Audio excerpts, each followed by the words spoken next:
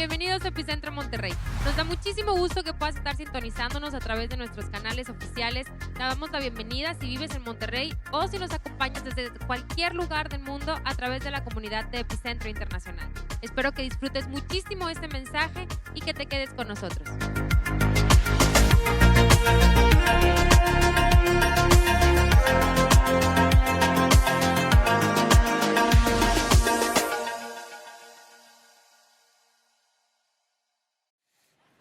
Bien, conocemos este texto que lo escribió Pablo en la carta a los Romanos en el capítulo 11, 33, y con esto yo quiero comenzar.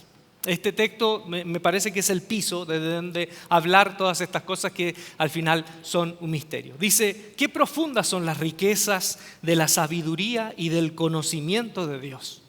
Pero no lo dice como yo lo estoy hablando, es una doxología. Pablo lo está escribiendo así como, oh, qué profundas son las riquezas del conocimiento, la sabiduría de Dios, qué indescifrables sus juicios e impenetrables sus caminos.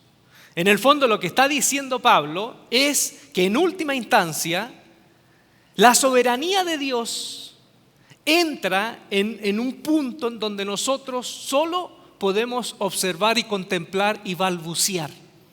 Porque es tan inescrutable, es tan indescifrable que esto quiero que nos quede. Nosotros somos poseídos por esta verdad y por la revelación de Dios. No nosotros poseemos la verdad de Dios.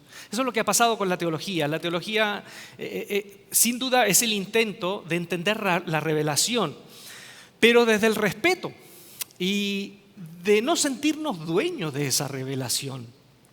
Porque en verdad nosotros no tenemos esa revelación, sino que esa revelación nos tiene a nosotros. Es más, una vez lo expliqué, cuando uno habla de biología, la disciplina de la biología, hay un sujeto y un objeto. El sujeto es el biólogo que estudia la bios, la vida, ¿no? Psicología también, hay un sujeto y un objeto. El objeto es la psiquis del hombre, pero está el sujeto, el psicólogo que estudia, ¿no?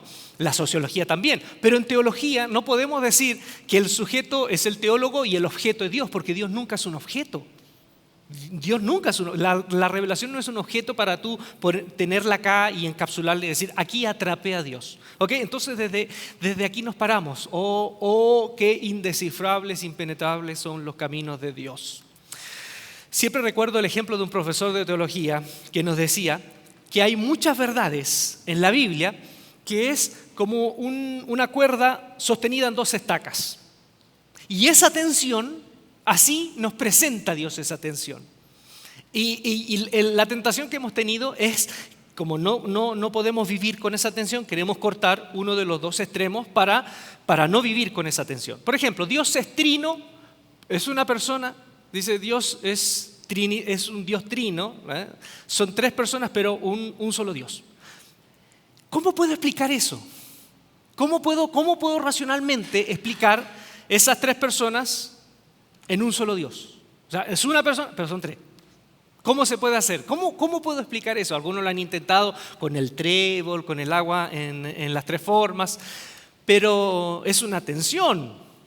Y de pronto, ¿qué ha pasado? Hay algunos que hemos tenido la tentación de cortar y decir, ya, no son tres, ya, es uno y son dos manifestaciones. O es uno que se pone como una máscara de esas tres manifestaciones. Así está, así se nos presentó en el texto. Jesús, ¿es Dios o es hombre? Entonces, en esa tensión, que muchos de nosotros vivimos en esa tensión, es Dios y hombre, pero hay algunos que dicen, no, esto es insoportable. No puede ser Dios y hombre, tiene que ser Dios solamente, que aparenta ser un hombre, entonces cortamos la parte de la humanidad. O los teólogos más contemporáneos o de pronto liberales cortan la divinidad y dicen, no, Jesús fue un hombre y más allá de que si Dios está o no está en él, Jesús es un hombre. Igual, la palabra de Dios, la Biblia, ¿es palabra de Dios o es palabra de hombres? Y ahí como que, sí es palabra de Dios, pero también hay pequeños pequeñas cosas en la Biblia que pueden ser consideradas errores o malos cálculos en cuanto a los años, a los reyes. Hay pequeñas cositas. Entonces, es palabra de hombre. Es más, algunos autores no escriben así como, hoy estoy escribiendo inspirado. No, Lucas, por ejemplo, cuando escribe el Evangelio dice, me he dedicado a investigar cada uno de los sucesos. Algunas cartas de los apóstoles no son escritas así como con inspiración como que Dios guiara la mano, no, están escribiendo respondiendo a realidades concretas de sus comunidades. Y asimismo, la libertad y la soberanía de Dios. Y aquí hemos querido cortar, nos quedamos, porque no podemos vivir con esa tensión. Entonces hemos intentado querer cortar, porque por un lado decimos, el hombre es libre, sí es libre, y lo vivimos, ¿no? Lo experimentamos, nosotros hemos tomado buenas, malas decisiones. En lo fáctico hemos experimentado nuestra libertad. En lo teórico podemos llegar a otras conclusiones desde la teología, que sí, que en realidad somos libres, pero ahí está la soberanía de Dios. De hecho, cantábamos esa canción, que Dios controla, tiene el control. Dios tiene el control. Una vez una persona, un amigo mío, que no cree mucho, había un incendio en el sur del país de Chile que estaba incontrolable y quemó muchas viviendas. Entonces, él me dijo, ¿cómo pueden decir los domingos, los pastores, cómo pueden decir que Dios tiene el control? ¿Cómo le puedes decir a esas familias que Dios tiene el control si ese incendio se descontroló y les quemó todo? Bueno, es una apreciación de él, ¿no? Entonces, Dios es soberano y el hombre es libre. ¿Cómo podemos armonizar eso? O es uno, o es lo otro, o son los dos. Entonces hemos tenido la tentación de cortar uno de los dos y quedarnos con un Dios más soberano que dirige todo al punto, en las conclusiones lógicas, que nosotros somos meras piezas de ajedrez, o podemos decir somos libres al punto de que Dios es completamente afectado por la libertad del hombre. Entonces parece que no es tan Dios. ¿Qué le parece? ¿Le parece interesante esto? Yo de pronto, de hecho le dije que una de mis preocupaciones del mensaje en este domingo, que es un mensaje con un tenor un poco más teológico, más doctrinal, como ustedes le quieran poner, no es tan pastoral. Y de pronto yo pregunto, a lo mejor no le interesa a la gente esto. A lo mejor no le interesa. A lo mejor ellos dicen, mira, mi marido hace lo que yo quiero, así que punto. De aquí será Dios, será el hombre, mi marido hace lo que yo quiero. Entonces, bueno, para los que les interesa, me entré en estas aguas y estudié bastante, así que no quiero, por favor, que esto termine así como diseminado. No, me esforcé, desempolvé libros, materiales de mis años de teología, de estudios de teología. Bueno, lo primero que tengo que decir al respecto, con relación a la soberanía de Dios, es que la gracia de Dios, que es una gracia soberana, es decir, que es desde la libertad de Él, ¿sí? Es un regalo, es gratuito y no se consigue por méritos propios. La gracia de Dios, ese amor que Él nos tiene, no es porque yo he hecho algo para que Él me ame. Ya, con eso partimos. ¿Sí? ¿Les parece? No es que yo haga algo, es como el amor de mamá. Porque yo no sé cómo hay madres que encuentran bonito a sus hijos y sus hijos son feos. Entonces es un amor inmerecido, hay una cuestión que no tiene lógica. Entonces partimos de ahí que el amor, la gracia de Dios es un regalo sin merecido y nosotros no hicimos nada y no vamos a hacer nada, por lo cual seamos objeto más de la gracia o menos de la gracia. Y esto desde el Antiguo Testamento al Nuevo Testamento, que Dios libremente toma la decisión de amar al pueblo que escoge. Ahora, lo interesante, cuando en el Antiguo Testamento aparece que Dios escoge a Israel, lo elige de entre muchos pueblos, lo interesante, aquí ya comienzo a compartirles esto, que de pronto esto no se nos explica mucho, ¿no? Lo interesante es que cuando uno ve los textos de los reyes, por ejemplo, los primeros reyes que empezaron a escribir, donde en Sumer, los sumerios, que fueron los inventores de la escritura, aunque era muy primitivo, eran cuneiformes, eran figuritas.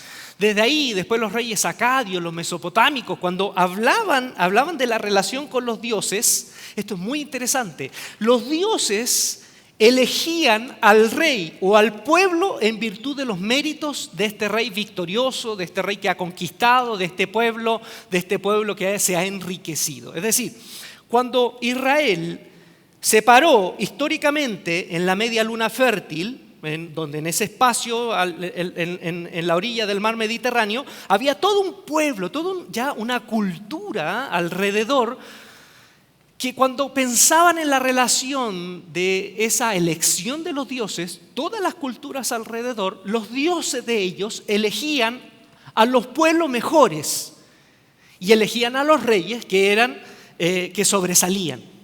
¿Me hago entender? Entonces era por mérito. De hecho, hay tablillas de 2000 años antes de Cristo, de los reyes acadios. Uno de ellos, Hammurabi, el código de Hammurabi, que se ha comparado con el código de Moisés. Fíjense Hammurabi, que era un rey guerrero, cómo él habla de la relación con los dioses.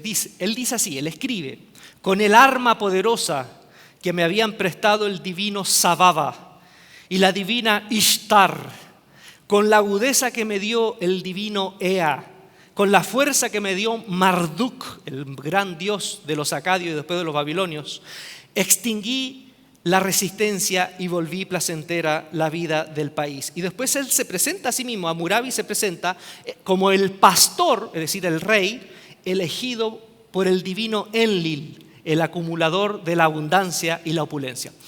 Uno ve esos escritos como Hammurabi y otros más, y te das cuenta cuando tú lo lees que ellos se sienten escogidos por sus dioses, por lo que han hecho, y por lo grande que son, y por el reino increíble y poderoso que pueden reinar. Eso quiero que nos quede claro, porque cuando uno va al texto de la ley, cuando Moisés recibe esta revelación y Dios saca al pueblo de Israel, es completamente diferente. Es más, hay unas piedras que se llaman los kudurru. Uno está en París, hay otro en Inglaterra, pero si uno va a Irak, hay museos de todas esas culturas mesopotámicas, los acadios, los babilonios, incluso los sumerios, que eran unas piedras oválicas en donde aparecen escrito mucho de esto de lo que le estoy diciendo, que los dioses escogían a esos reyes por lo grande que eran. Pero fíjense lo que dice el texto de la relación de Dios a Israel. Deuteronomio 7:7. Fíjense lo que le dice Dios a Moisés. El Señor se encariñó contigo, le está hablando al pueblo, y te eligió, Yahvé, Jehová, Elohim, el Dios que nosotros conocemos. Te eligió aunque no eras el pueblo más numeroso, sino el más insignificante de todos. Entonces, en ese momento, ya con lo que les estoy diciendo, la elección como nosotros la entendemos, la elección de Dios, parte de cuando escoge a su pueblo Israel y es completamente diferente. Es una cuestión contracultural. Ya partimos, y aquí quiero hacerme entender, ya partimos con eso, es contracultural. El Dios de los hebreos elige a este pueblo no por los criterios que pensaban en ese tiempo que tenían los dioses. Elige a los más insignificantes, a los más pequeñitos. Ahora, Dios elige a este pueblo vulnerable, los saca de la aflicción en la cual estaban, la esclavitud, los lleva a la tierra prometida y los lleva para que en esa tierra prometida establecer una ley, la ley del trato que deben tener los unos con los otros, basado en la misericordia, basado en la compasión. Es más, en el código de la santidad que aparece en Levítico capítulo 19, que uno podría decir el código de la santidad está repleto de cosas de cómo se deben vestir y qué es lo que no deben hacer y cómo deben ofrecer el culto a Dios. Sí, tiene esas cosas, pero mucho hay de relaciones humanitarias. Fíjense algunas cosas que aparecen en el código de la santidad de Levítico 19, que es un código para todo el pueblo. Dice: no rebusquen hasta el último racimo de sus viñas. No recojan las uvas que se hayan caído, déjenlas para los pobres y los extranjeros. Yo soy el Señor su Dios. Entonces hay una ley, por eso quiero que vayan conmigo. Este Dios que escoge a este pueblo vulnerable, lo lleva a la tierra prometida y en esta tierra prometida les dice: ahora que ustedes ya han sido bendecidos, recuerden que cuando yo los tomé, ustedes no eran nada. Por eso ustedes deben tener compasión de los más vulnerables de la tierra. Y en este caso concreto, cuando recojan y cosechen las viñas, dejen una porción para aquellos que no tienen nada, porque ustedes no tuvieron nada. ¿Sí? Después le dice, cuando algún extranjero se establezca en el país de ustedes, no lo traten mal. Al contrario, trátenlo como si fueran uno de ustedes. Ámenlo como a ustedes mismos, porque también ustedes fueron extranjeros en Egipto. Yo soy el Señor y Dios de Israel. Entonces ahí uno piensa, la elección de Dios es un acto libre y merecido. Uno no es por mérito, a diferencia de la moda de estos reinos. Y Dios te elige y nos escogió a ese pueblo para que sea el ejemplo del acto mismo que Dios hizo. Dios te ama inmerecidamente y es compasivo contigo y por eso te escogió, porque eras el más vulnerable, porque no valías nada. Te escoge para bendecirte y ahora siendo bendecido puedas no ser indiferente a los otros, a las personas que sufren, es más, a los pueblos que están alrededor, y que si hay extranjeros que vienen a tu tierra, trátalos y ámalos como a ti mismo. Esa misma racionalidad de la elección de Dios está en el Nuevo Testamento.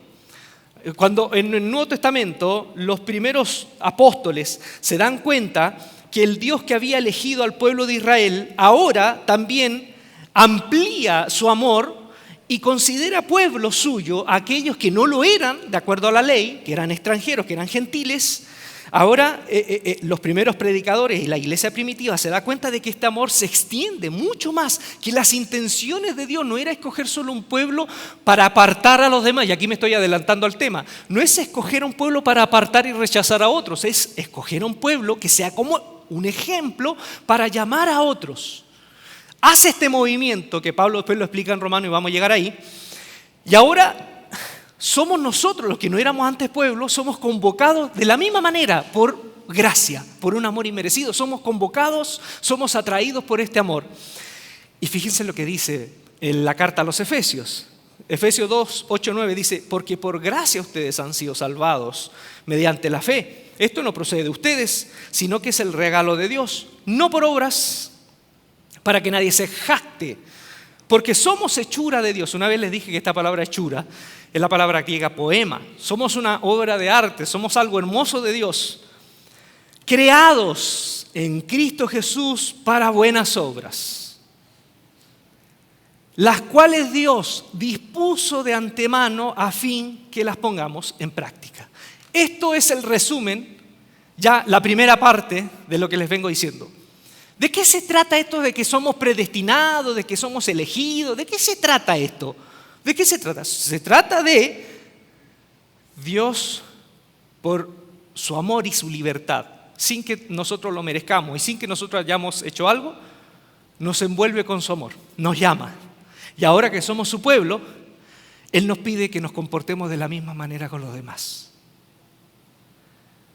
Por gracia sois salvos para que caminen en las buenas obras.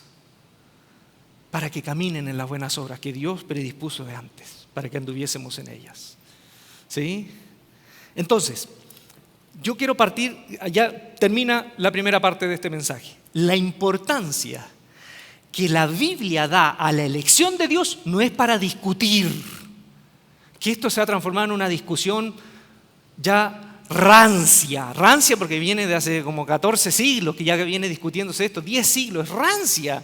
Una discusión que ha separado a personas, una discusión que hoy aún en las redes sociales hay gente que dice, no, somos predestinados y el hombre no es libre. Otros que dicen, no, el hombre es libre y Dios es soberano, pero el hombre sigue siendo libre. Y se tratan de herejes unos a otros. La importancia que la Biblia da a la elección de Dios no descansa en lo dogmático, no descansa para tener una teología sistemática correcta, sino en lo ético. Si a Dios le interesó mostrarnos que Él libremente nos elige, no es para que nosotros nos quebremos la cabeza entendiendo cómo es la libertad y cómo es la elección. No, es para que nos comportemos como Él se comportó con nosotros. Y como diría un pastor antiguo, ¿amén, hermanos? ¿Sí? Entonces no es para discutir. Es como si Dios dijera, oye, yo te he convocado, eres mi hijo, eres mi hija, y esto fue sin mérito tuyo, fue por amor. ¿Y qué es lo que yo pido? Que te comportes de la misma manera con los demás, que ames. Ahora, ¿somos libres o no? Alguno me preguntará, Ulises, ¿somos libres? Sí, en cierto modo, como les dije, en cierto modo somos libres. Somos como el pintor, les dije en el mensaje pasado, el pintor es libre dentro del lienzo que se les entrega, ¿no? Yo no puedo volar, por ejemplo, ¿no? ¿Alguien puede violar las leyes de la naturaleza? ¿Alguien que está acá? ¿No? Hay ciertas limitaciones, claro que hay limitaciones. Yo no puedo naturalmente medir 2 metros porque no alcancé a llegar a los 2 metros. Ahora, pueden haber, hoy con toda la ciencia, bueno, uno puede incluso hasta cambiar el rostro por la ciencia, ¿no? De hecho hay un chiste que dice que una señora se cambió todo, aprovechó porque recibió la jubilación, se cambió todo.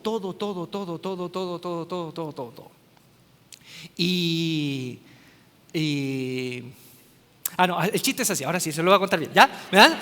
Ya, una señora es atropellada y se muere, y se va al cielo. Entonces Dios le dice, ¿sabes qué? Te voy a dar una segunda oportunidad porque no tuviste una vida buena, sufriste mucho, te voy a dar una segunda oportunidad y es más, te vas a ganar la lotería, te voy a bendecir de esa manera. Y volvió,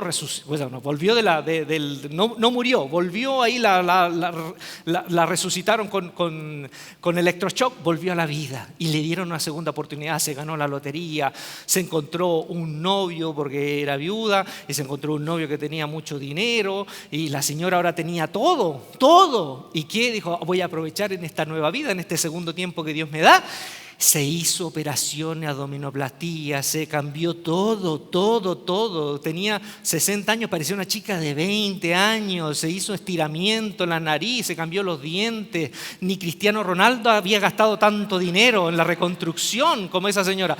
Y de pronto va toda contenta saliendo del hospital y que, no me creen, viene un auto y la atropella. Y ella enojada llega al cielo y le dice, Señor, pero tú me prometiste que me ibas a dar una nueva oportunidad y aquí morí de nuevo. Y el Señor dijo, oye, disculpa, es que no te reconocí. Te reconocí. Bueno, no somos libres completamente, en cierta manera somos libres. En cuanto a, hay ciertas decisiones, elegimos qué pantalón ponernos. Ahora, la Biblia no niega la elección de Dios, no niega la soberanía, ni tampoco niega la libertad. Uno puede leer muchos textos bíblicos donde hablan de la soberanía de Dios y uno puede leer también muchos textos bíblicos donde hablan de la libertad del hombre. Y algunos han querido que unos primen sobre otros o poner unos contra otros.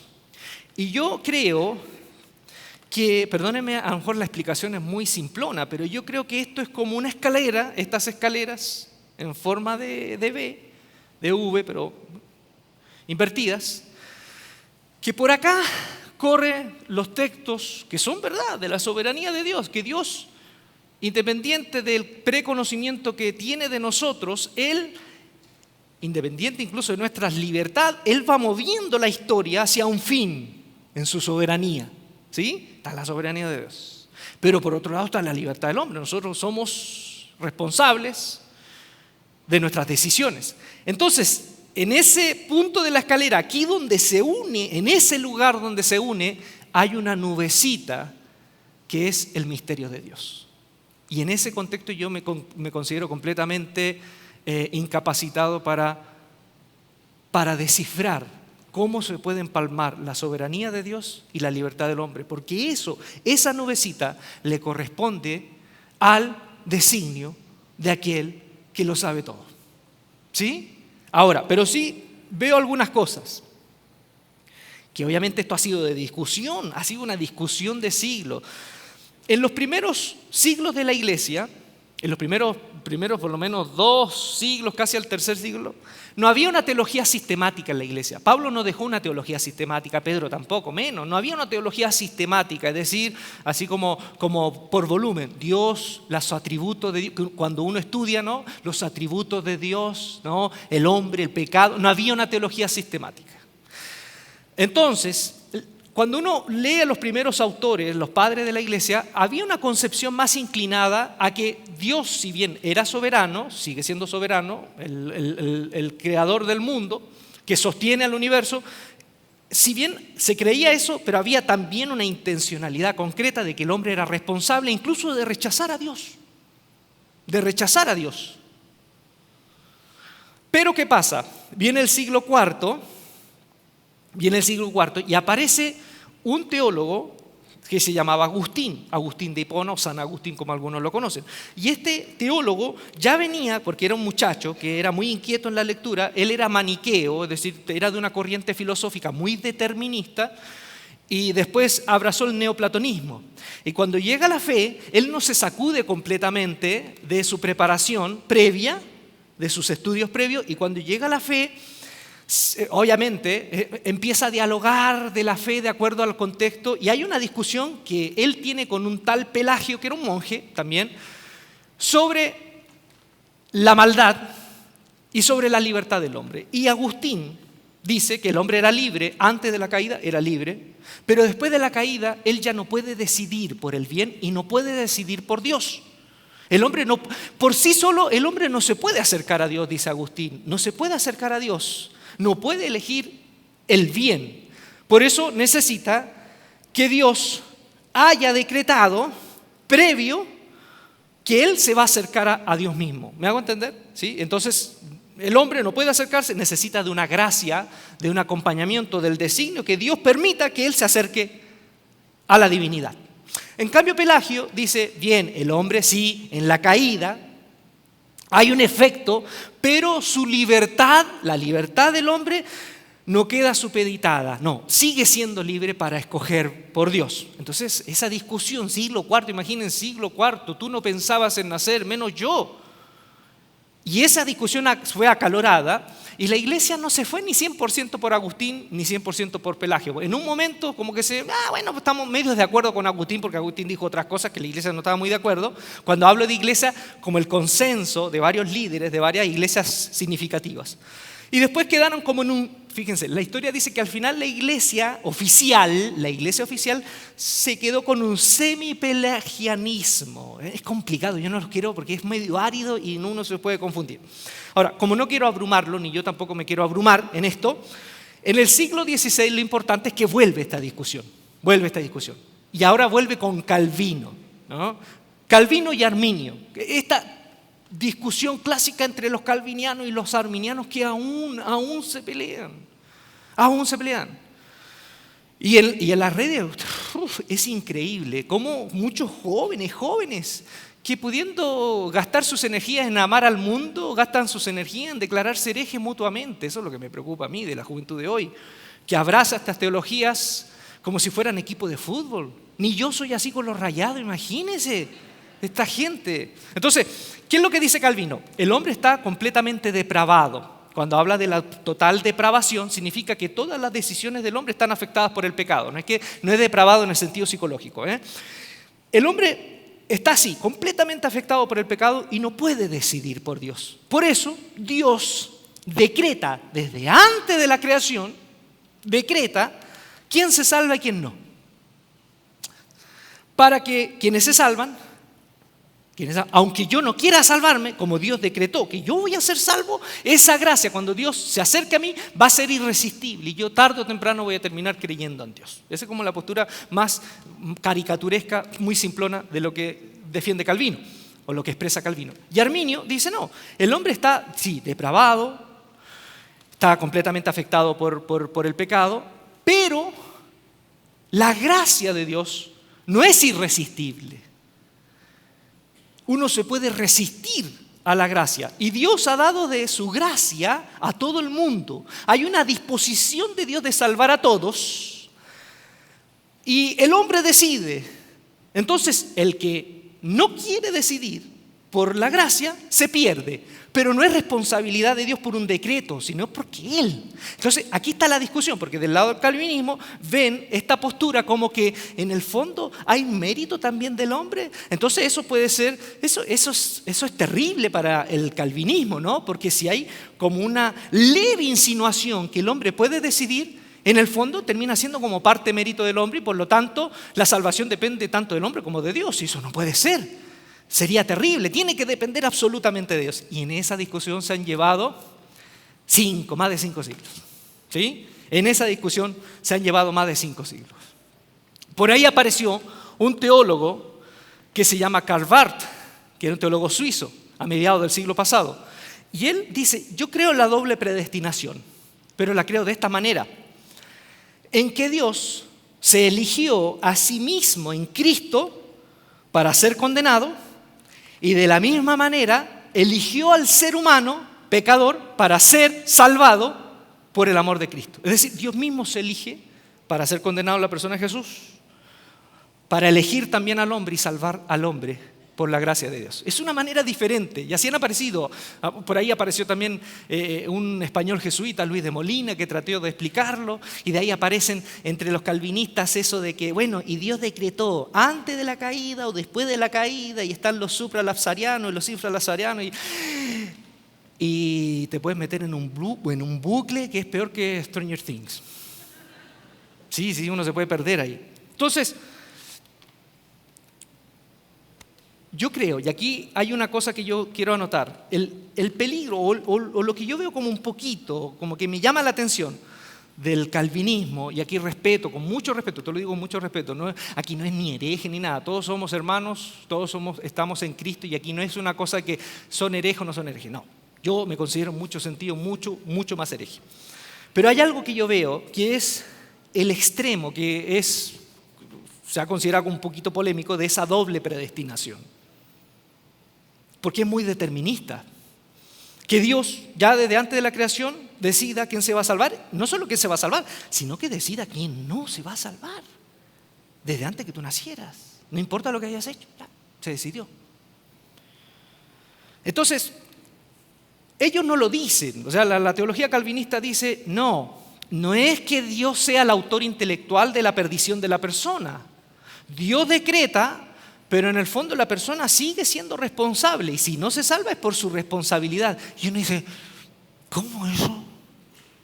A ver, Dios te decreta que no te vas a salvar y te vomita al mundo que tú no elegiste nacer, porque ¿quién eligió nacer? El único ser que ha nacido, que ha decidido dónde nacer es Jesús, que decidió nacer y dónde nacer.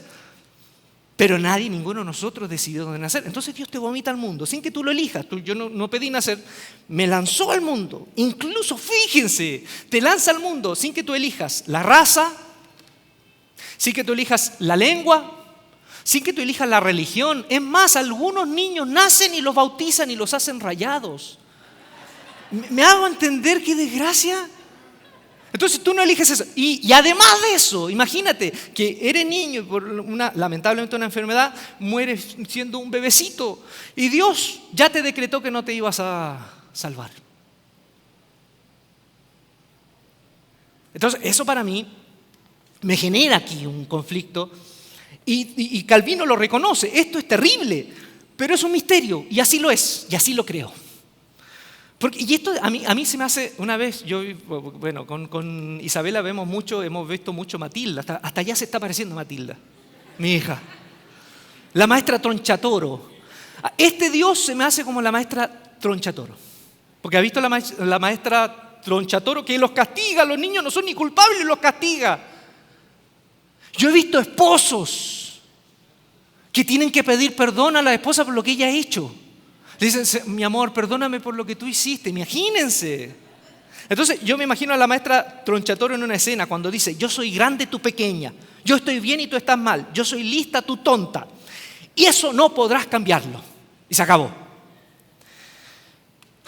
Entonces, imagínense, si yo antes de nacer no elegí nada y aún así no puedo ser salvo porque Él determinó que yo, aunque quisiera, no voy a ser salvo. Esto es complicado porque aquí ya es determinismo. Ahora sí, en esto somos meras piezas de ajedrez. ¿Qué creo yo? Y aquí es lo que creo yo puedo ser mucho más hereje que cualquiera de ustedes. Yo creo que el hombre puede decirle no a Dios. Desde el Génesis, Dios está dispuesto a asumir las consecuencias de la libertad del hombre.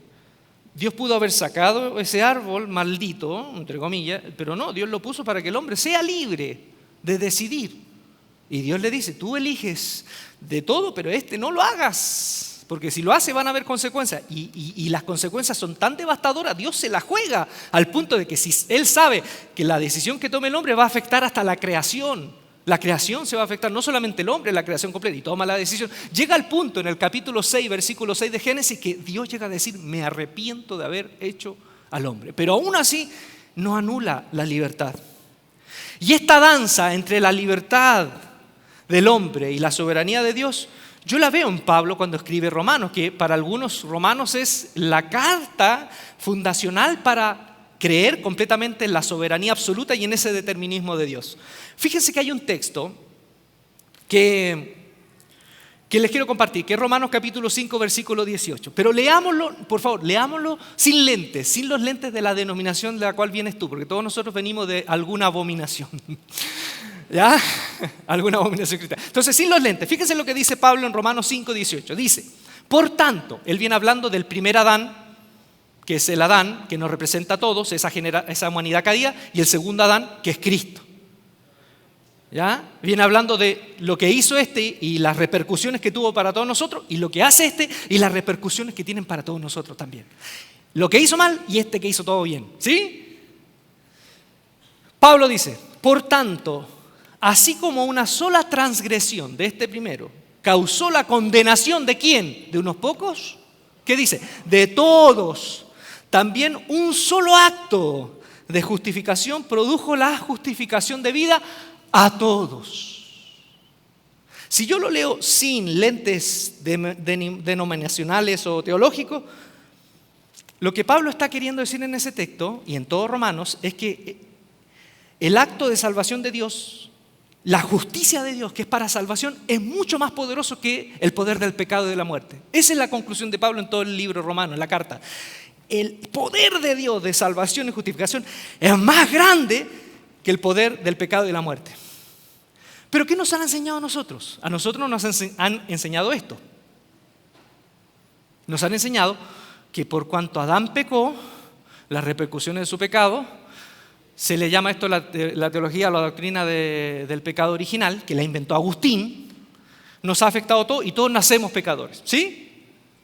Entonces es curioso porque lo que nos enseñan es que que cometió el error nos afectó a todos. ¿Ya? Pero si yo quiero cambiar eso, y si yo quisiera en mi vida cambiar eso y unirme del bando de los justificados, ¿sí?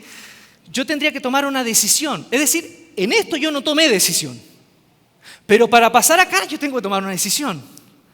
Esto es lo que nos han enseñado a todos nosotros. ¿Es así o no es así? ¿Ah? En esto yo no tomé decisión, pero si quiero pasar a esto, tengo que tomar una decisión. ¿Pero qué dice ese texto? Por tanto, así como una sola transgresión causó la condenación de todos, también un solo acto de justificación produjo la justificación que da vida a todos. Karl Barth, cuando leyó eso, él dijo así. Él dijo, Jesús mismo se eligió para condenación, para bendecir y salvar a todos. Y mismo Karl Barth dice, no es que nosotros debemos decidir por Dios para ser salvos, sino porque Cristo ya nos ha justificado a todos y nos ha salvado, nosotros decidimos. Y ahí agarró una polémica mayor aún, porque ¿de qué acusaron a Karl Barth? De universalista. Y universalista, en términos teológicos, es aquel que cree que no tenemos que hacer nada porque ya Dios nos salvó a todos. Y esto se enreda más. Es más, me dan ganas de terminar acá y que se vayan enredados a la casa. Pero está diciendo eso Pablo, está diciendo que esto es como un acto mágico, que Adán pecó y por lo tanto todos nacemos pecadores y ahora que Jesús vino, nos justificó y ahora todos somos justificados. ¿Es un acto mágico? No, Pablo nunca dice que esto es un acto mágico. Es más, si uno lee un poquito antes, miren el versículo 12,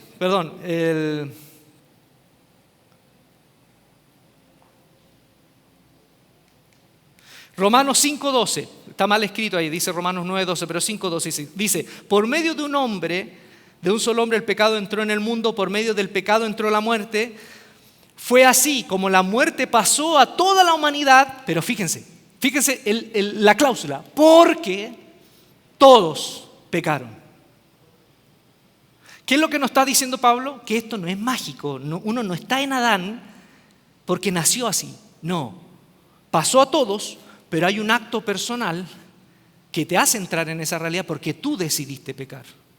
Es decir, esto no es mágico, uno decide pecar, por eso entra en esa masa adámica, porque uno decide, uno nace, hay una predisposición, pero uno decide.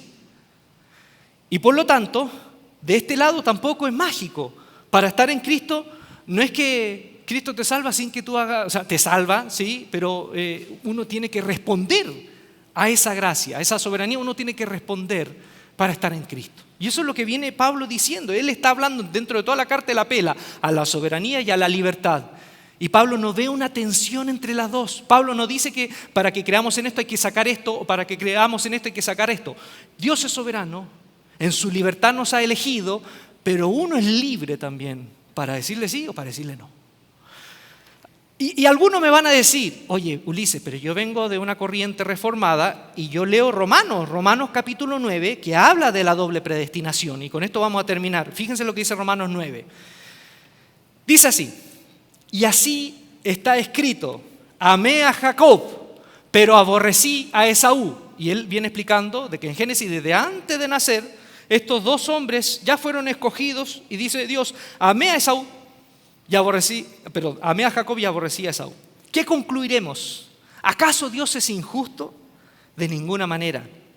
Es un hecho que a Moisés le dice, tendré clemencia de quien yo quiera tenerla y seré compasivo con quien yo quiera serlo. Por lo tanto, la elección no depende del deseo ni del esfuerzo humano, sino de la misericordia de Dios. Grábense eso, misericordia de Dios. Y después más adelante, y aquí justamente esto es lo que leyó Calvino y dijo, aquí está, no hay nada más que hacer. Cuando dice, ¿y qué si Dios, queriendo mostrar su ira y dar a conocer su poder, soportó con mucha paciencia los vasos que eran objeto de su castigo y estaban preparados para la destrucción? Fíjense, preparados para la destrucción. ¿Y qué si lo hizo para dar a conocer sus gloriosas riquezas a los que eran objeto de su misericordia y a quienes de antemano preparó para esa gloria? Cuando leyó Calvino eso dijo, nosotros no somos libres. En realidad todo está dentro del decreto de Dios, establecido desde antes de la fundación, y Dios escoge ya desde antes quién está en esta fila y quién va a estar en esta fila al final del final. Y aquí, por eso le digo, cuando uno estudia esto dice, ay Dios mío, ¿quién me mandó a estudiar esto? Porque ahora ¿cómo voy a poder dormir, Señor, con esto? Porque una vez escuché a un predicador en Guadalajara, habían violado a una niña, la habían tomado en un Uber, abusaron de ella, una muchacha. Y este predicador se mandó el domingo, dijo, ¿ustedes creen que esa niña fue abusada y Dios no sabía nada? Dios es tan soberano que Dios no solo permite eso, sino Dios está detrás de eso. Yo me tuve que parar y me fui porque las conclusiones de la soberanía de Dios, las conclusiones lógicas que te llevan al extremo, te dan a entender de que Dios es el autor intelectual del mal, así mismo. Y si Dios tiene todo el poder para evitar algo y si lo permite, si alguien tiene todo el poder para evitar algo y aún así lo permite es porque en el fondo lo quiere. Bienvenido a mi mundo. Expliquemos esto, quiero explicar y nos vamos con esto para la casa. Pablo viene hablando sobre la justicia de Dios que es más grande que el poder del pecado y hay una entre paréntesis, hay un break que él hace dentro del capítulo 9 al 11 para explicar y qué pasó con Israel ahora. ¿Qué pasó con Israel? Porque si ahora somos pueblo de Dios, los gentiles, ¿qué pasó con su pueblo, con el pueblo de Israel? Y ahí él explica del 9 al 11. Y todo lo que viene diciendo en el 9, lo que viene comenzando a decir en el 9, termina en el 11. No te quedes en el 9. Calvino, no te quedes en el 9. Tienes que haber pasado al 11. Porque, primero, ¿qué significa esto de que Dios amó a Jacob y aborreció a Esaú. Lo primero de esto, Pablo le está diciendo a estas iglesias en Roma que son pueblo de Dios. Y son tan pueblo de Dios como el pueblo de Israel. Por eso él usa los términos predestinados, elegidos, escogidos. Le está diciendo a esas iglesias que no son judíos, le está diciendo, ustedes tienen la misma dignidad que el pueblo de Dios, que el Israel de las promesas. Ustedes tienen la misma dignidad. Dios los ama a ustedes tanto como a ellos. Ustedes no son de la B, no son de segunda división. ¿No? Porque a veces puede pasar que uno se sienta como pueblo de Dios, pero de la B. ¿No? Que eso hay una corriente también. Hay los sionistas, los mesiánicos, que es hermanos en el Señor, que dicen que Dios escogió a Israel, Israel es la promesa, Israel es todo, y la iglesia somos como la B. ¿Sí? No, Pablo le dice, ustedes son tan escogidos por Dios como escogió a Israel. Ahora, cuando cita esa frase, amé a Jacob y aborrecí a Esaú, primero está citando a Malaquías. Malaquías fue el que escribió esa frase. Y el profeta Malaquías está mencionando que en su contexto la ciudad de Edom, que se dice que eran los descendientes de Esaú, fue destruida y desapareció el pueblo de Edom. Eso pasó en el tiempo de Malaquías. ¿Y Malaquías cómo interpreta eso? Bueno, Dios, por lo malo que eran, porque era una cultura que hizo mucho mal, ¿no? En el contexto cuando uno lee la Biblia, Dios los hizo desaparecer. Es un juicio colectivo. No es un juicio individual, es un juicio colectivo histórico. Desapareció el pueblo de Edom. Por eso Malaquías dice, interpreta y se va al Génesis diciendo, bueno, es que desde un comienzo Dios escogió a Jacob y aborreció a Esaú. Pero aquí está, hay que entender esto de fondo. Primero, Pablo no está hablando de elecciones particulares. Está dando un ejemplo de una elección colectiva de un pueblo y llega el ejemplo de estos personajes, Jacob y Esaú. Y si uno incluso va a estos personajes, la elección que hubo en el vientre de esa madre no fue una elección para salvación. Fue una elección de preeminencia para que Jacob fuese, entre comillas, el primogénito, el líder del clan, y Dios continuara su proyecto de salvación con Jacob y sus descendientes. No es una elección para tú te vas al infierno y tú te vas al cielo en el cristiano occidental. Porque más, Esaú, el personaje, al final de la historia de Jacob se reconcilia con su hermano y Esaú termina siendo el bueno de la película. Jacob siempre terminó haciendo trampa y Esaú termina siendo el bueno, aprendió la lección. O sea, no muestra el texto bíblico que Esaú fue aborrecido para irse al infierno, no. Aborrecer, incluso la palabra aborrecer en el término bíblico no necesariamente significa odiar, sino significa prioridad. Cuando Jesús dice, ustedes aborrecerán a padre y madre, porque así dice literalmente en la Biblia antigua y en el griego, aborrecerán padre y madre. No está diciendo que tenemos que odiar a nuestros padres para seguirle a él, no, tenemos que tener prioridades. Entonces, ese texto de Pablo ha sido mal interpretado. No está diciendo que esa elección de Esaú y Jacob fue una elección para perdición de unos total y para estos que se van a ir al cielo. No, es una elección colectiva de los propósitos que Dios tuvo con un pueblo y con el otro, no, pero no del cielo ni del infierno. Lo otro, cuando dice con respecto a los vasos de ira, dice, a estos los preparó para la ira y a estos los preparó para la misericordia. Uno lo lee en español y preparar el mismo verbo, pero no, en el griego no es el mismo verbo. De hecho,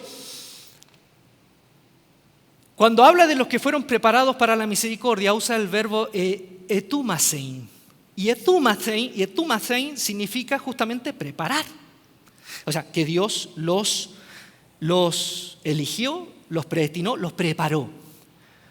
Pero el verbo que usa para aquellos que se van que son supuestamente vasos preparados para la ira es el verbo catarizo, que es otro verbo en griego. O sea, tú lo lees en griego y son dos palabras. Y catarizo no significa que Dios los preparó, sino que está incluso en voz media. Significa que estos mismos se hicieron aptos por sus propias decisiones para la ira.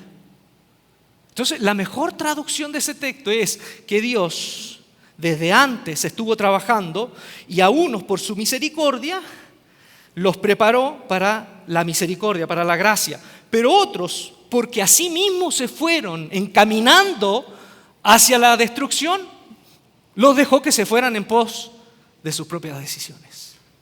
Eso es lo que dice el texto. Y es más, por eso le digo, termina esto en el capítulo 11. Y en el capítulo 11 viene la gran sorpresa. Y cuando Pablo viene hablando de esto, incluso en el capítulo 11 les viene a decir a los cristianos, le dice, miren, quiero decirles esto. Ustedes son tan libres que les voy a presentar una figura, dice Pablo. El Israel de las promesas es como un olivo cultivado. Y ustedes son un olivo silvestre que fueron en contra naturaleza injertados en el olivo cultivado. Quiero decirles esto. Que estas ramas de olivo cultivado, algunas no entendieron el propósito de ser ejemplo y Dios las sacó.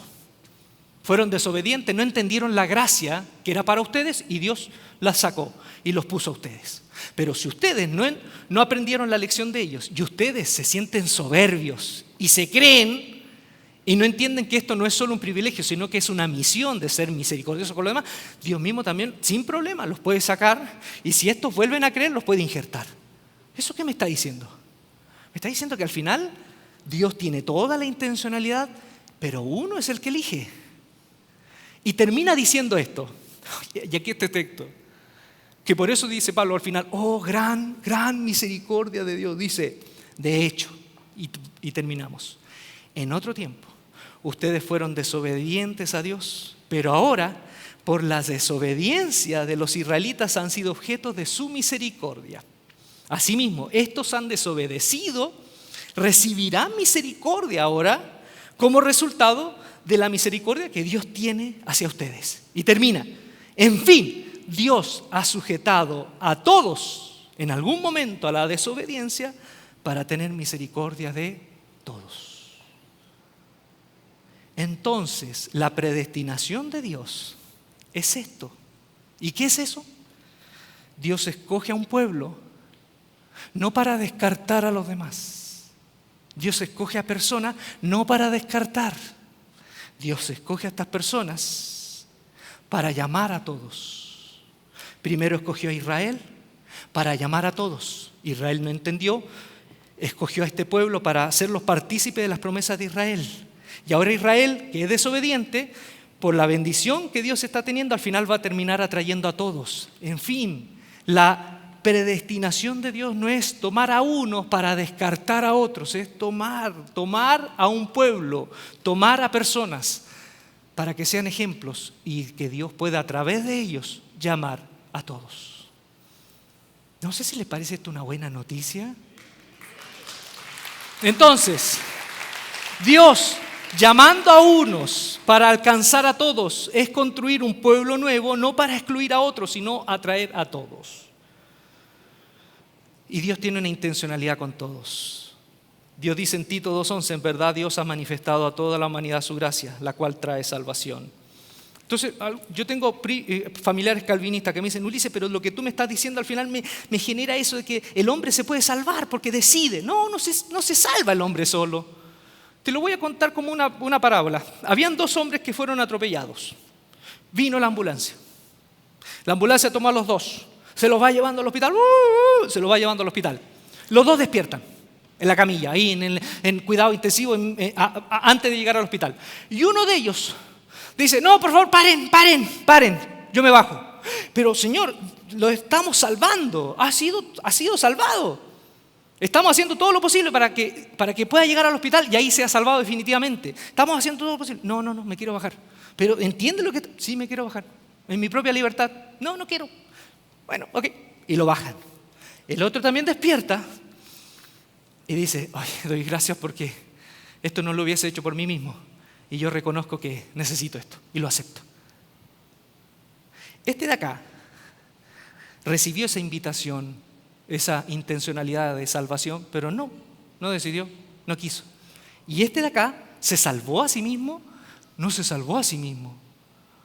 Está siendo salvado y él reconoce que lo necesita. Y dentro de su libertad acepta, decide, toma esa decisión. Pero no porque él se está salvando, es porque él reconoce que hay una intencionalidad de Dios, de su gracia, de querer llevarlo al hospital y que pueda ser salvado. ¿Somos libres? Sí, completamente en un sentido.